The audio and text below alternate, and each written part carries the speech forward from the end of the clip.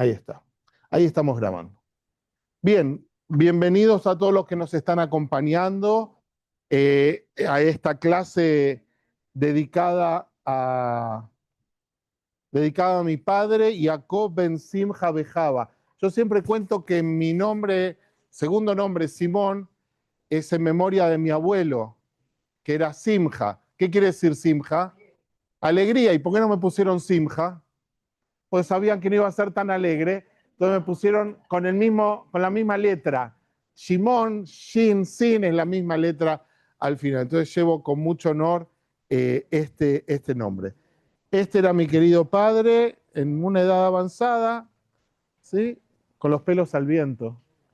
Eh, eh, pero bueno, hoy vamos a hacer esta clase en su bendita memoria. ¿Lo ven ahí bien? Sí. Sim. ¿Me Eu parezco? penso que. Bueno, puede ser, eh, puede ser. Claro. perdão, Raul, No sé si perdão, alguien Raul. necesita admitir, si Não, alguien... não, eu acho que isso é muito divertido. Gracias, gracias, Luciano. Eh, la verdad es que cuando... Hoy es el Yorkshire, justo esta noche. Ahora está empezando el Yorkshire.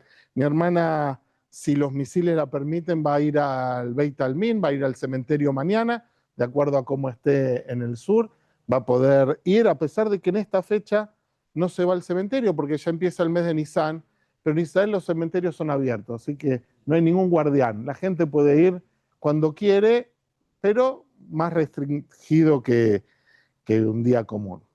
Eh, Cuando pensé en qué hablar, obviamente la primera conclusión es que voy a hablar de la libertad, pero traté de entender cómo funciona la libertad en el judaísmo y si es el rasgo principal y característico. Cada religión tiene su forma de instalarse en el mundo, o cada grupo diferente también se relaciona con la tradición judía de una manera distinta. Y me pareció interesante eh, avanzar y mostrar cómo el tema de la libertad está omnipresente en la tradición judía. Y voy a mostrar en un ratito cómo el tema de la libertad está presente en la plegaria diaria, pero presente de muchas maneras. En cada una de las secciones de la plegaria de la mañana está presente la libertad. Y no está presente en forma velada, que también está en forma velada, pero en forma explícita. Y es una cosa interesante. Nosotros tenemos un servicio diario de 40 minutos donde citamos 4, 5, 6 veces la salida de Egipto. O sea, eso denota la importancia de esta experiencia. Y eso quiere decir que esta es una de las experiencias principales de la conciencia judía. Esa es la tesis principal de lo que vamos a compartir. Si alguien sabe manejar computadora un poquito, Igal, ayúdame. Lo que hay que hacer es dar ingreso a las personas que están llegando tarde para no hacerlas sufrir. Las vamos a dejar entrar aunque lleguen tarde. Hay que ir poniendo admit o lo que sea, ¿está bien? Pero tenés que poner... Anda fijándote. Sí, gracias. Igal es mi productor. Eh, entonces, la pregunta en definitiva es, ¿cuál es el valor distintivo del judaísmo? Tanto con respecto a otras religiones que tienen otros valores, ni mejores ni peores, y en el judaísmo cómo funciona. Entonces yo, lo primero que me pregunté es, ¿cuáles son los valores que tienen otras religiones que nosotros conocemos, escuchamos? Por ejemplo, el valor de la sumisión. Hay algunas experiencias de fe que entienden que la sumisión es un valor supremo. Aceptar lo que otro dice, aceptar o la jerarquía o el mismo Dios. Fíjense, en la tradición judía, el que fundó el pueblo judío es el pueblo hebreo, es Abraham, que se rebeló ante quién? Ante Dios. O sea, la sumisión no es un valor supremo. Existe el valor de la sumisión en la tradición judía. Cuando decimos el Shema, una de las cosas que decimos es que es Ol Malchut Shamaim y Ol Mitzvot. Ol en hebreo quiere decir, lo debería pronunciar más tipo sefaradí, Ol con la gutural, quiere decir el yugo. Aceptar el yugo celestial y aceptar el yugo divino. Es un valor, pero ¿es el valor máximo?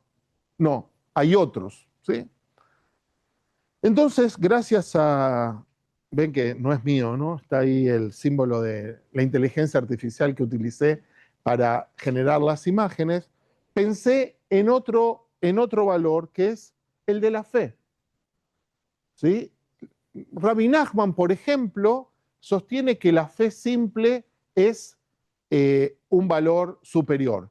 Y él tiene muchos textos en donde muestra la diferencia entre la fe del simple y la fe del sofisticado. Al final, ¿quién vence en las lecturas de Rabbi Nachman? La fe simple, no hay que ser muy rebuscado. Pero en la tradición judía la fe es importante, decimos emet ve'emuná a la noche, verdad, y tenemos confianza en eso. La palabra fe en hebreo es muy interesante. En la Edad Media casi a veces se intercambian la fe con la palabra bitajón. Nosotros bitajón la tenemos como seguridad, pero es confianza. A veces se intercambian algunos autores. Tener fe en la tradición judía no tiene que ver con los contenidos de la fe. No tendrás que quedar todo, yo me voy a ir fijando, no te preocupes. No tiene que ver con los contenidos de la fe, con las cosas que hay que creer, sino con la confianza de que el mundo tiene sentido, de que la vida tiene sentido, etc. Entonces recurrí a conceptos rabínicos, ¿sí? La idea de principio en hebreo es klal, ¿sí? Y hay un texto en el Talmud que se conoce mucho, pero se entiende poco, que está dicho en boca de dos grandes maestros. Uno es Rabbi Akiva, ¿sí? Dice, de Abta le reaja camoja, ama a tu prójimo como a ti mismo, Zeklal Gadol Batorá. Es un principio grande en el judaísmo, ¿sí? Frente a esto, hay otro maestro, este es Rabbi Akiva, ¿sí? Gente que se está queriendo. Frente a esto, hay otro maestro, está todo en el material que repartí. ¿Lo encontraron? ¿Se encontraron o todavía no? Estamos en el primero, estamos todavía en el primero. Dice así, el rabino Akiva afirma que este es el principio de la Torá, cual ama a tu prójimo como a ti mismo. Y por otro lado, el rabino Azai dice en Ibrit, Se Sefer Toldota Adam. Este es el libro del origen del hombre. Cuando uno lee eso, uno dice, ama a tu prójimo como a ti mismo, y otro, el libro de la historia del hombre. Es algo extraño. Cuando uno profundiza en el texto, lo que Azai dice es que existe la hermandad universal.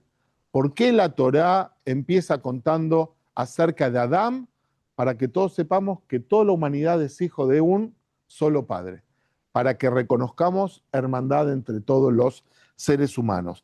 La verdad es que no son cosas contradictorias, son cosas que se pueden sumar, pero estos dos forman parte de lo que nosotros creemos que son los principios centrales de la tradición judía, los principios que tratamos de educar a nuestra gente. Pero volvemos a la pregunta, si es tan importante ese principio, ¿dónde aparece en la liturgia? Por ejemplo, nosotros sabemos que los 10 mandamientos son importantes, ¿sí? Tal vez es el legado del pueblo judío más importante a la humanidad, pero no está en la plegaria diaria, ¿sí? Estaba, la historia es que estaba, pero lo sacamos porque hay otras personas de unas religiones hermanas que decían, lo único importante son los 10 mandamientos. Nosotros, para dar valor a toda la Torá, lo sacamos de la liturgia. Antes se recitaban todos los días los 10 mandamientos, ¿no? Fíjense qué diferencia. Entonces, ese es Asai, la idea universal. Esta foto la hizo bastante bien. ¿Qué parece? ¿Qué mercado parece? Mahané Yehuda, El ¿no? Shuk, Bastante, el no vi Shuk. que Mahané Yehuda decía mercado en español, pero bastante bien esta generada imagen. Hay un tercer principio que aparece en el Talmud, en Masejet Shabbat, que está ahí escrito. Este tercer principio es un principio interesante porque es algo que se llama la regla de oro. Si tuviéramos que decir qué es lo más importante, es eso. Y es un texto que todos conocemos, que Hillel le dijo a una persona que quería acercarse al judaísmo: todo aquello que es molesto para ti, o cómo es la forma, todo lo que es odioso para ti, no se lo hagas a otra persona. Es como el Beabta le rejaca moja en una formulación negativa. Lo que nosotros no recordamos siempre es que termina diciendo Tseulmad, ve y estudia, no alcanza con la formulación, sino hay que ver cómo eso se lleva a la práctica. Y Hillel lo dice en un contexto muy famoso, que los comentaristas escriben libros sobre esa línea. Cuando una persona vino y le dijo a Hillel: enséñame el judaísmo mientras estoy parado en un solo pie. ¿Cuánto tiempo puede enseñarle en un solo pie? Algunos comentaristas hacen una lectura más sofisticada. Ustedes saben que la tradición judía tiene la Torá escrita y la Torá oral. Esta persona quería ¿cuántas Torot? Solo una. Entonces, Hillel le dijo: sí, yo te voy a explicar. Ahora vas a tener que estudiar. O sea, Hillel, a diferencia de Shammai, que lo sacó corriendo, Hillel lo que trató de hacer es que se acerque la gente, y una vez que estaba cerca, los introducía en la tradición judía. En este mismo contexto hay una historia muy famosa de una persona que escucha acerca de las ropas del Cohen Gadol. Con el grupo de los viernes estudiamos acerca de las ropas del Cohen Gadol, que eran verdaderamente maravillosas, y una persona pasa por una casa de estudio, escucha que describen las ropas del Cohen Gadol, y dice: yo quiero tener esas ropas, yo quiero ser Cohen Gadol. Y va a Shammai y le dice: me quiero convertir para ser Cohen Gadol. Todos sabemos qué quiere decir eso, que es algo imposible, porque Cohen es solamente si el padre de uno fue Cohen, si el abuelo fue Cohen. Entonces, ¿qué hizo Shammai? Lo sacó corriendo, le tiró algunas cosas, dice. Y Hillel lo que hizo es, lo acercó, lo incorporó al pueblo judío, y esta persona, cuando terminó, se dio cuenta que no iba a poder ser Cohen, pero le agradeció a Hillel, que de todas maneras le permitió acercarse a la tradición judía. Son la misma historia con diferentes actitudes. Entonces, esta sería la versión de Hillel de la regla de oro. Dijimos: ama a tu prójimo como a ti mismo. Esta es la historia de la humanidad, somos todos hermanos. Esta es la tercera. La tercera sería, de alguna manera, no hagas a otro lo que no quieres que te hagan a ti. Hay dos textos que yo puse que siempre los citamos como un mandato. Uno es en Parashat Kedoshim, que dice: Kedoshim tiuki kadoshani, santos seréis porque yo soy santo. Parecería ser un mandato, ¿sí? Un propósito para nuestro pueblo, y es un proyecto de vida. ¿Por qué? Porque además lo ponen como en futuro. Es como, vieron que en inglés se dice que hay un presente continuo y hay como si fuera un futuro continuo. Un futuro que es continuo es que nunca se puede alcanzar, que siempre está en proceso. Entonces, esto que Doshim Tiu siempre estarán en búsqueda de esa experiencia. Y el segundo texto de la Torá que yo incluí es el texto de Parashat Yitro. En Parashat Yitro, ¿qué están? Los Aseret Adibrot, los 10 mandamientos. Y a mí siempre me pareció muy interesante que en los 10 mandamientos lo primero que aparece es la referencia a Yetziat Mitzrayim. O sea, asociado la divinidad con la libertad. Lo voy a leer una vez más. Yo soy el Eterno, soy tu Dios, que te saqué de la tierra de Egipto, de la casa de la esclavitud. O sea, los 10 mandamientos podrían haber empezado con cualquier otra cosa. La afirmación de la divinidad: yo soy tu Dios. Pero aquí lo asocia a la divinidad, a la libertad, a la salida de Egipto. Entonces, lo que hice a partir de ese momento es un recorrido por la tefilá. Agarré un Sidur Ashkenazí normal, y empecé a ver cuántas veces aparece el tema de la libertad en el Sidur en la mañana. No busqué otras cosas, a la tarde se repite, en el Shema se repite. Pero fíjense, lo primero es en las Kabanot. Kabanot son algo muy hermoso que crearon los cabalistas, que después los retradujeron los Hasidim. Kavaná es la intención con la que hace uno una mitzvah. Muchas veces es más importante la kavaná que la mitzvah. Voy a dar un ejemplo. Uno puede entrar en la mikvah y es como una piscina chiquitita. Pero si uno tiene kavanot antes de entrar en la mikvah, transforma eso en una experiencia espiritual personal. O sea, la kavaná es lo que transforma la actitud. Otra es cuando encendemos las velas. La brajá es lo que transforma, pero la kavaná es lo que hace que las velas, por ejemplo, cuando una mujer enciende las velas, o puede encender un hombre también, las velas en Shabbat, hay una meditación tradicional que la mujer lee o lee para adentro y todas las cosas que pueda decir. Esas cosas son más importantes que encender las velas.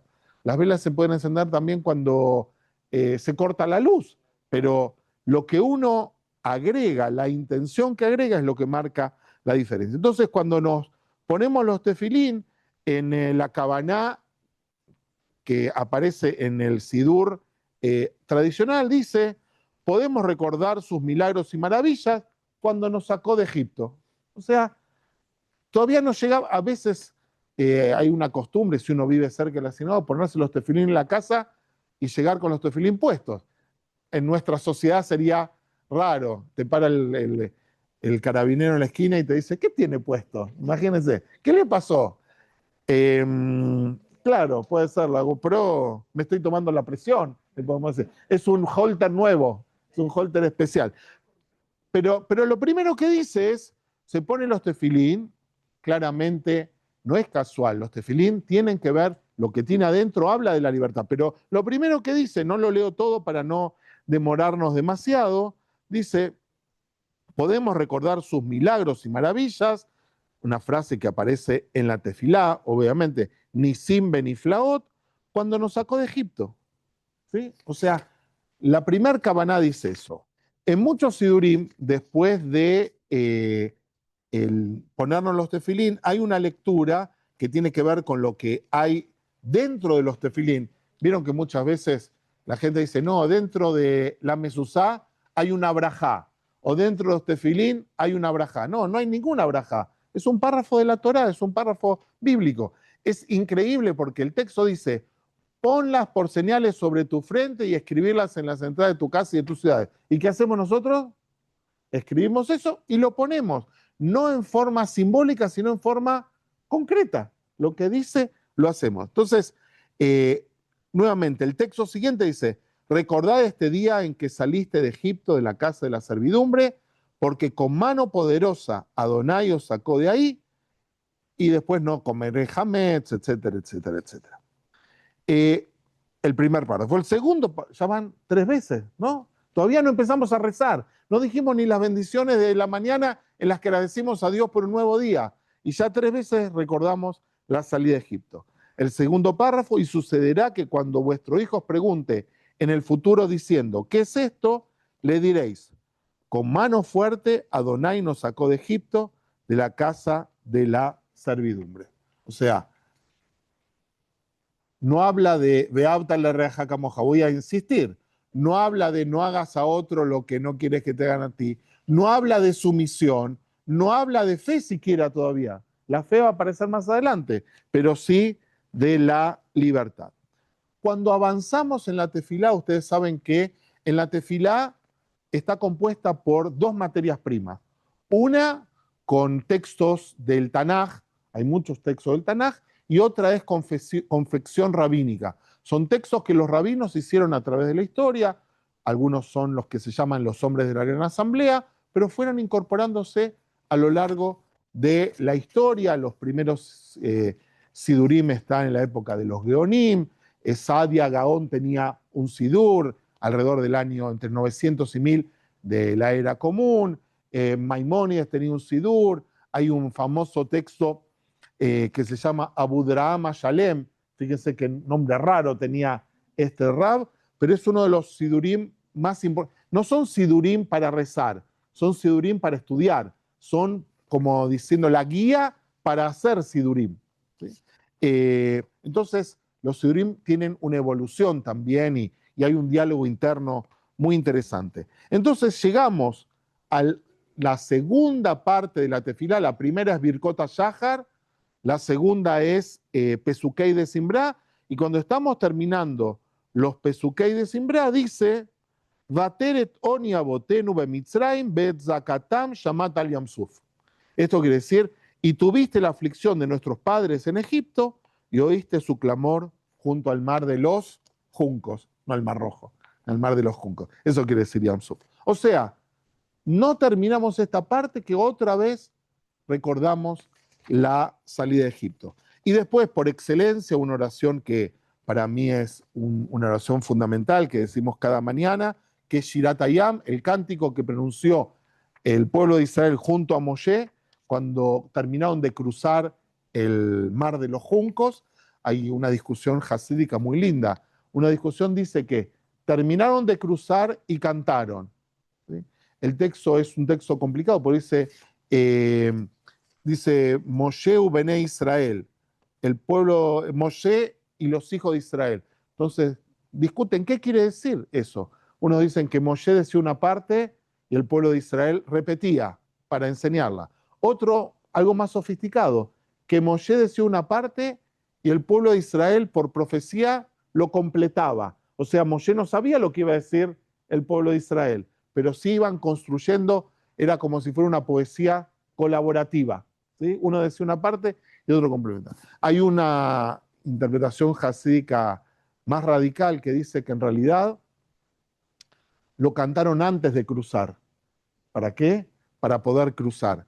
El cántico es lo que produjo que se abra el mar. Es como lo que yo siempre cuento cuando un niño quiere comer una manzana y el padre no quiere darle la manzana, entonces el chico dice, Boré priaetz, dice la brajá, y el padre tiene la obligación de darle la manzana para que no haga una brajá levatalá, para que no haga una bendición, ¿cómo se dice? En vano, una bendición en vano. Entonces, los hijos de Israel cantaron, ¿para qué? Para que ocurra. Lo dice que es como si fuera profecía. Shirat Hayam para mí es una obra muy importante, tiene cosas muy profundas. A Sven no le gusta tanto, siempre conversamos eso. Me dice, yo sé que a vos te gusta mucho. A mí Shirat Hayam me gusta y a lo largo de los años he compilado muchas interpretaciones de Shirat Hayam. Una de ellas es que no cantó Moshe, sino que la Shejiná cantó a través de Moshe. O sea, no es Moshe el que canta, sino es el centro de la vida, de la existencia, es lo que canta sobre la libertad. Pero fíjense, terminamos de cruzar el Mar Rojo, decimos, sí, bien digo, empezamos la tercera parte, la parte del Shema, el Shema mismo termina diciendo, Ani Hashem Elokehem, asher hotzeitetchem meretz Mitzrayim, lot lachem Elohim, Ani Hashem Elokehem. Yo soy Adonai vuestro Dios, que os saqué de la tierra de Egipto para ser vuestro Dios. Yo soy Adonai vuestro Dios. O sea, la salida de Egipto ya la tenemos repetida. Pero cuando rezamos no nos damos cuenta de esto, porque está puesto en un lenguaje donde va pasando. El Shema Israel lo decimos 2 veces por día, o sea, ya la salida de Egipto la recordamos por lo menos 2 veces por día. Pero antes de decir la midá, y a mí hace algún tiempo me pareció algo bello, y el Rab Martín sigue una tradición muy linda, que es que la palabra Gaal Israel, antes de el final de la bendición, se dice en voz baja. Cada uno lo dice y no lo dice el Sheliach Tzibur. Eso es para introducirnos en la midá. Entonces, después de eso hay una oración que vamos avanzando y dice, tú nos redimiste de Egipto, Adonai, Dios nuestro, nos libraste de la casa de la esclavitud, mataste a sus primogenios, etcétera, etcétera, etcétera. Y avanza y dice, Shirah Hadashah, un cántico nuevo pronunciaron los hijos frente al mar. Ya cruzamos el mar. Y ahora otra vez volvimos como para atrás. No tengo más hoja. Eso es por llegar tarde, Joyce. ¿Qué va a ser? El tráfico de Providencia. Pobre, vive. Entonces, fíjense, cruzamos el mar, los rabinos ponen muchas palabras y llegamos a la midá y es como si estuviéramos otra vez frente al mar.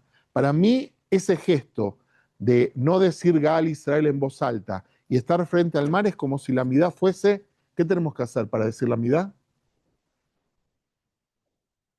Sí, 3 pasos atrás y 3 pasos adelante, pero ¿qué estamos haciendo cuando decimos la midá? Para mí es una visión personal. Voy a ver si alguien está ahí tratando de entrar. Sí, mi asistente no me ayudó mucho hoy. Bueno, ¿y qué hacemos? ¿Eh?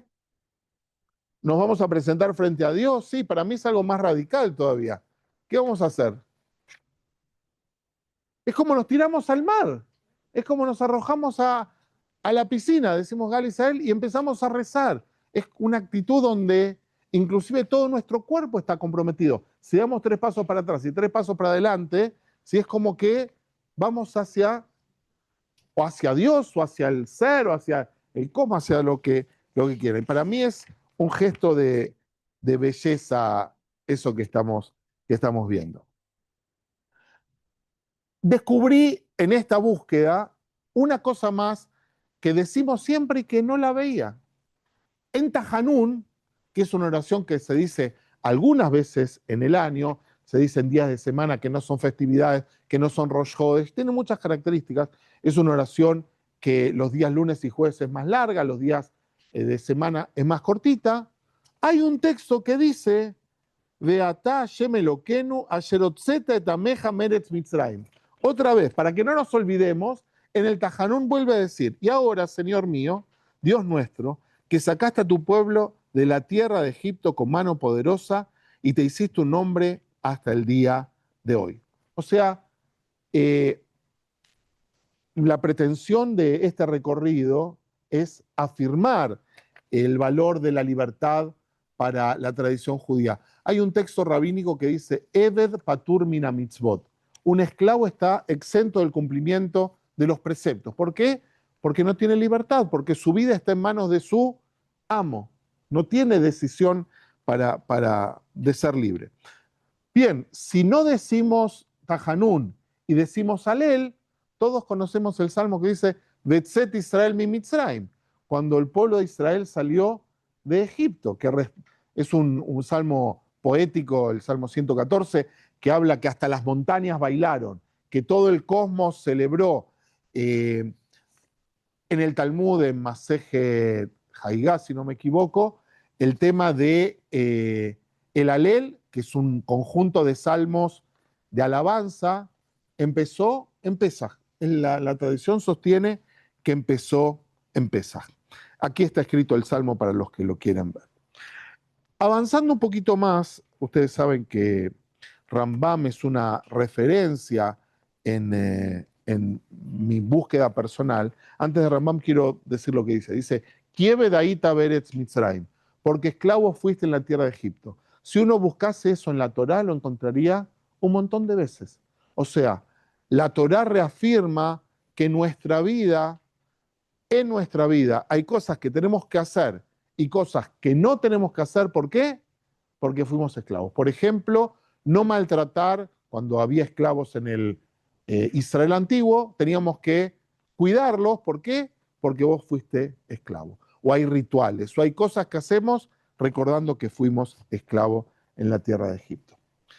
Este no es una foto de Maimónides porque en esa época no había fotos, pero es una cosa simpática que hizo, que hizo Google.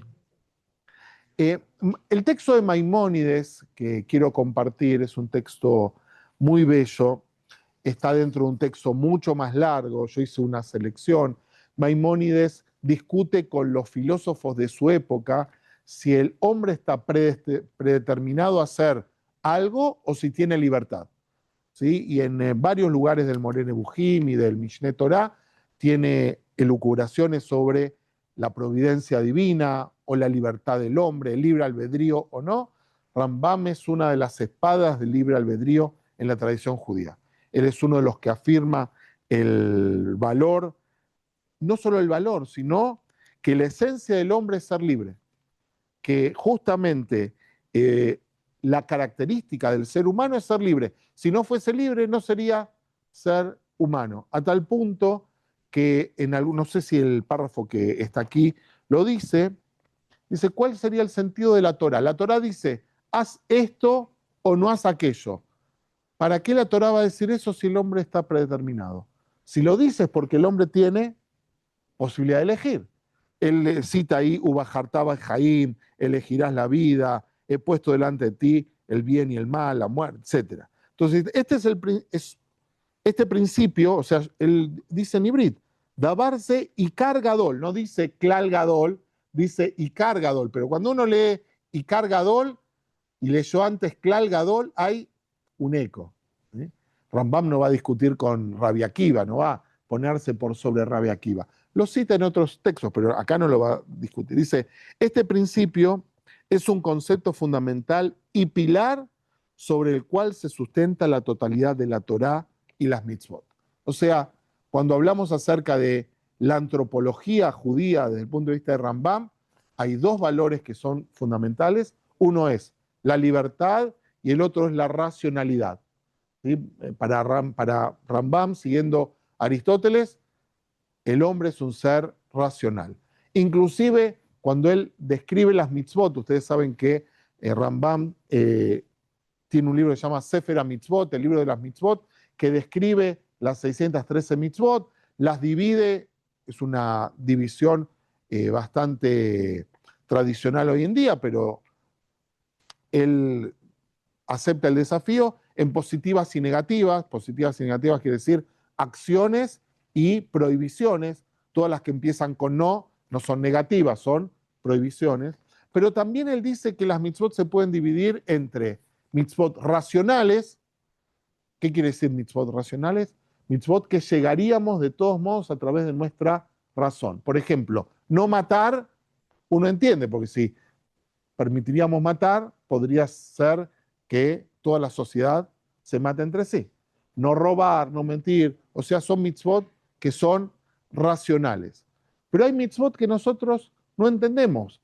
Por ejemplo, no mezclar lana y lino en una misma prenda, o leíamos hace 2 semanas, la paradumá, todo el ritual de la vaca roja, un ritual que con las cenizas y con eso que se hace, que el Rab Martín dice que era como si fuera un jabón, ¿sí? Parecía la fábrica de un jabón, eh, quien lo hace queda impuro y quien lo toca se purifica. O sea, nos lleva al límite de la comprensión racional.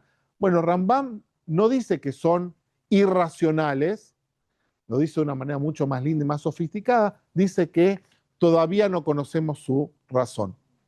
O sea, hay una razón, pero todavía no la conocemos. Muchas de las mitzvot así, Rambam las atribuye a que había pueblos idólatras que hacían eso. Y para diferenciarnos de esos pueblos idólatras, la Torá lo prohibió. No es que hay una cosa mala intrínseca en eso, pero sí para diferenciarnos de otros pueblos. En el desarrollo de estas ideas me reencontré con un libro que hace tiempo había adquirido, que es el que comenté hace un rato, que se llama Pesaj, el camino a la libertad, o el ser de Pesaj como el camino a la libertad, algo así. El autor se llama Gabriel Strenger, y es un libro que muestra paso a paso cómo el ser de Pesaj en cada uno de los 15 pasos nos hace estar un poquito más cerca de la libertad. Entonces él dice que el ser de Pesaj deberíamos recordar que salimos de Egipto y vamos a Sacnán, que es lo que nosotros siempre decimos. Pero él lo basa en el último texto que ustedes tienen, en el texto del Sefat Emet. El Sefat Emet es uno de los rabinos del Hasidut de Polin, la Hasidut de Polonia, de una ciudad que se llamaba Ger, Gora. Suena raro el Rebe de Ger o el Rebe de Gur. Hoy en día la Hasidut de Gur es de las más poderosas en Israel. Hay ciudades donde ellos son la mayoría, o por ejemplo en Arad es uno de los lugares donde la Hasidut de Ger son muy, muy, muy fuertes. Para Heschel, la Hasidut de Ger era la teología radical, era alguien que verdaderamente era recal. ¿Por qué? Porque una de las cosas que dice el Rebbe de Gur es que existe una nekudá pnimit, un punto interior, y ese punto interior es nuestra identificación con la divinidad. Y lo que todo el tiempo tenemos que hacer es reconocer ese punto interior o hacer crecer ese punto interior y reconocerlo en otras personas, que es lo más difícil. Reconocer que nosotros tenemos algo divino es fácil, ¿sí? Decir que cada uno de nosotros tiene algo superior es fácil, lo difícil es decir el otro que me molesta, como yo siempre digo, que se adelanta en la cola del supermercado o en el coche o que toca bocina, reconocer que también es un personaje que tiene una esencia divina, eso es lo más difícil. Pero fíjense, este es el primer comentario del Rebbe de Gur sobre Pesaj. El Rebbe de Gur tiene un libro que se llama Sfat Emet, los labios o la boca que habla la verdad, y se lo identifica a él. ¿No? Se lo conoce a él como el Sfat Emet, ya no se acuerdan del nombre de él en forma personal. Parece que está prendida la calefacción, ¿no? Sí, no sé por qué. ¿Qué pasó? No, yo veo porque están todos, sí, abanicándose. Bien, eh, fíjense lo que dice el Rebbe de Gur. Bejol Dorbador, el texto que vamos a leer en la noche de Pesaj, ¿sí? En la Gadá. En cada generación uno está obligado a verse a sí mismo como si hubiera salido personalmente de Egipto. Eso lo sabemos. Y después la Torá dice, y nos sacó, ¿sí?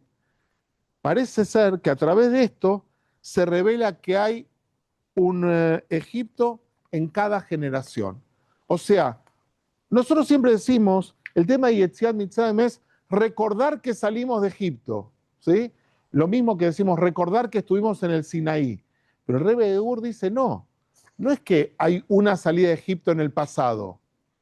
Cada uno de nosotros tiene que salir de Egipto hoy. Y no del Egipto del pasado, sino de nuestro Egipto. Y él trabaja todo el libro del Ser de Pesaj de esa manera. Por ejemplo, posiblemente vamos a elaborarlo un poquito más en alguna otra reunión. Él dice, partir la matzá, que es el yahatz, que es una palabra muy rara que aparece en la Torá con respecto a Jacob, que divide su campamento por si viene Esab y quiere lastimarlo, que por lo menos una parte se salve. Esa palabra yahatz, él dice, partir la matzá es reconocer que hay un aspecto de nuestra vida que está quebrado, ¿sí? Y como dice Leonard Cohen, solamente a través de las grietas puede aparecer la luz. Si algo está completo, lo que hace es tapar la luz. Si está quebrado, da posibilidad de que haya libertad. A mí me gusta mucho esta idea como la idea de la suká. La suká arriba tiene que tener espacios. Si estuviera completa, no habría posibilidad de anhelar o pensar o salir de ese encierro. Entonces, vuelvo a decir, la Gadá dice y nos sacó, la Gadá dice, cada uno está obligado a salir de su Mitzrayim. No es el Mitzrayim de Egipto, es el Mitzrayim de hoy, del Egipto actual. Muy bien, se debe sumar las dos cosas. Para el Rav Kook, que ahora vamos a leer algo de él en un ratito, este es el Sfat Emet, dicen. No hay foto. Es del 1900 el Sfat Emet, ¿eh?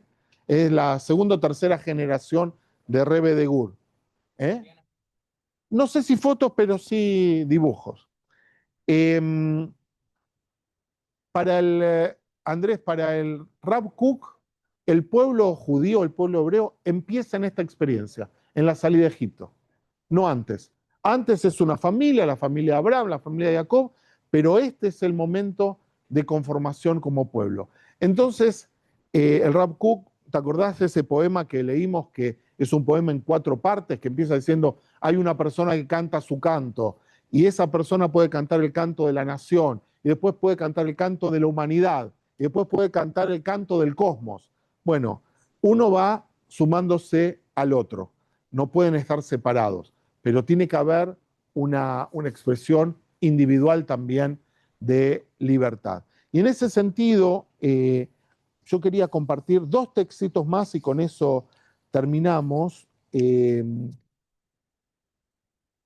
Solamente como para pensar, ¿no?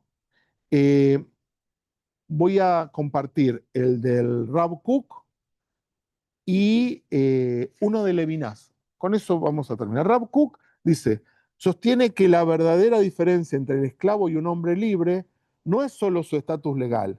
Es posible encontrar un esclavo educado con un espíritu lleno de libertad o una persona libre con un espíritu de esclavo. La verdadera libertad ocurre cuando el individuo se mantiene fiel a su esencia. Recuerden los que vimos el año pasado de Rav Kook, volver a la esencia, volver a ser uno mismo es una expresión de libertad. En uno de sus libros, y lo vimos en alguno de los encuentros, dice así, uno de los puntos más audaces del Rav Kook es su advertencia de que la religión mal entendida puede ser una amenaza para la libertad. ¿Eh? Él lo llama idolatría a la sumisión. Considera que aceptar preceptos religiosos solo por hábito o por miedo al castigo es una forma de sumisión de los seres humanos y por lo tanto, miren cómo termina, un acto de idolatría. Fuerte, idolatría. Bien, esta persona que yo conté, Gabriel Strenger, todo su libro es maravilloso, pero quiero compartir una sola frase. Un poco de esa frase No, porque él dice, que no son racionales, que no la debería hacer. bueno, hay una forma de entender por qué sí hacerla. Una es lo que dice Rambam, son irracionales todavía, ¿sí? A mí me gusta mucho lo que dice Heschel sobre las mitzvot.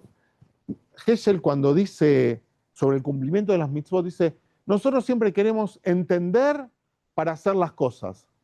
Y a lo mejor, ¿cómo se entienden las cosas? Haciéndolas. Y él lo trae de Naaseh Benishma, haremos y escucharemos. Primero haremos, y en el hacer vas a poder encontrar, voy a decir algo radical, lo que Rosenzweig decía, escuchar la mitzvah. Ustedes saben que alguna vez le preguntaron a Franz Rosenzweig si cumplía tal o cual mitzvah. Y él decía, no oí esa mitzvah todavía. No quería decir que no sabía cuál era, sino que no oyó el sentido interno. Heschel le responde a Rosenzweig diciendo, ok, pero para escuchar el sentido interno, ¿cómo hay que hacerlo? Haciéndolo. ¿Sí? Uno no puede encontrar el sentido de las mitzvot desde afuera. No se puede ser un observador externo. Marisa. Por supuesto, en algunos de los textos que vimos, la plegaria es antes del conocimiento racional de la divinidad. Por eso su concepto famoso es de la teología profunda. Es un encuentro con Dios antes de conceptualizarlo.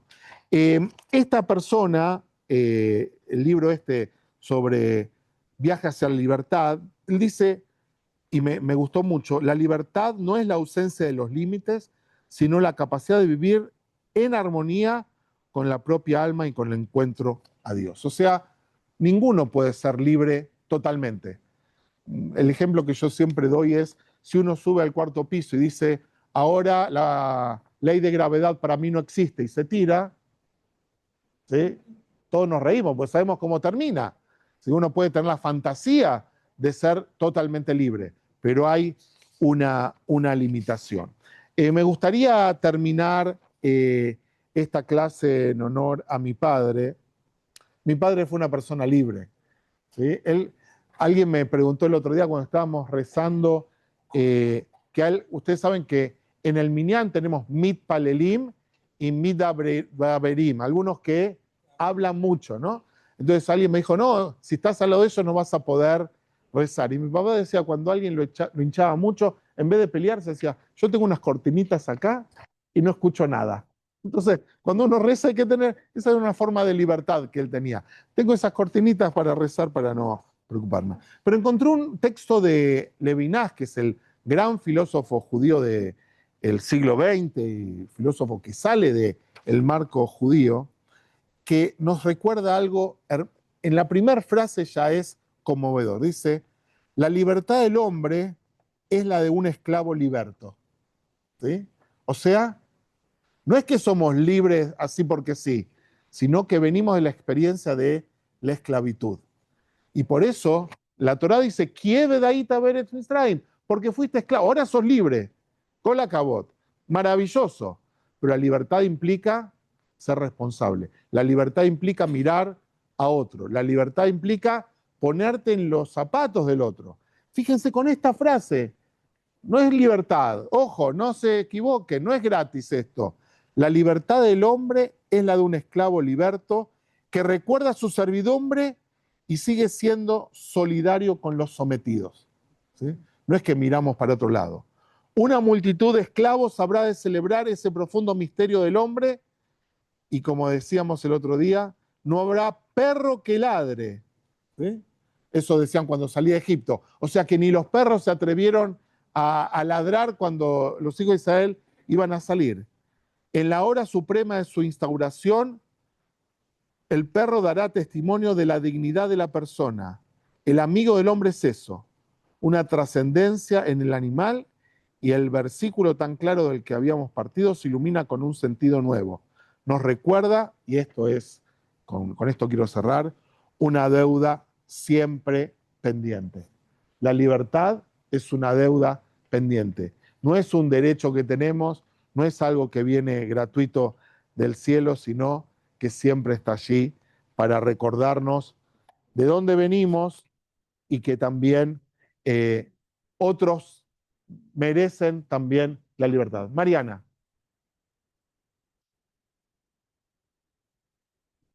Años